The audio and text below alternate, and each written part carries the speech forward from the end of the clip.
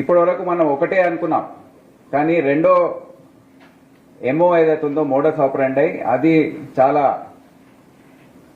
ఒక విస్మయం కలిగించే అంశం. అది ఒకటేంటంటే, ఒక రకం ఏంటి, థియేటర్స్లో వెళ్ళి క్యామ్ కార్డర్ ద్వారా రికార్డింగ్ చేసి ఆ మూవీని రికార్డింగ్ చేసుకున్న తర్వాత బయటకు వచ్చి దాన్ని అప్లోడ్ చేసి దాన్ని విస్తృతపరచడం.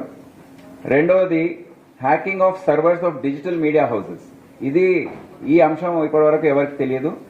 ఇది ఇప్పుడు Hyderabad city police cyber crime wing వారు కనుక్కున్నారు. సో ఫస్ట్ దానికి వస్తే,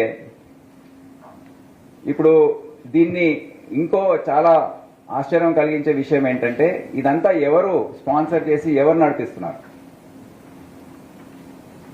mainly betting and gaming apps ఏవైతే ఉన్నాయో వారు ఇది స్పాన్సర్ చేస్తున్నారు. అది కూడా ఒక తెలియని విషయం, విస్మయం కలిగించే విషయం. ఆ లింక్ ఏదైతే ఉందో అది ఇప్పుడు బయటపడింది. ఇది ఎందుకు చేస్తారు? ఎందుకంటే వాళ్ళ ప్లాట్ఫామ్స్ని బెట్టింగ్ గేమింగ్ ప్లాట్ఫామ్స్ ఏవైతే ఉన్నాయో దానికి ప్రచారం ఇవ్వడానికి అడ్వర్టైజ్మెంట్స్ ద్వారా ప్లస్ ఈ మూవీస్ ద్వారా వారికి ఆ ప్రచారం చెందుతుంది. ఇంకా చాలా మంది దాంట్లో అందుకే బెట్టింగ్ గేమింగ్కి అలవాటు పడుతున్నారు.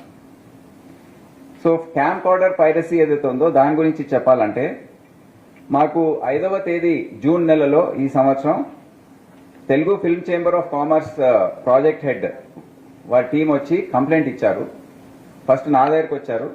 నేను వారితో డిస్కస్ చేసిన తర్వాత, ఈ కంప్లైంట్ నేను 10 సంవత్సరాల ముందు కూడా నాకు వచ్చింది, సైబరాబాద్లో ఉన్నప్పుడు వచ్చింది,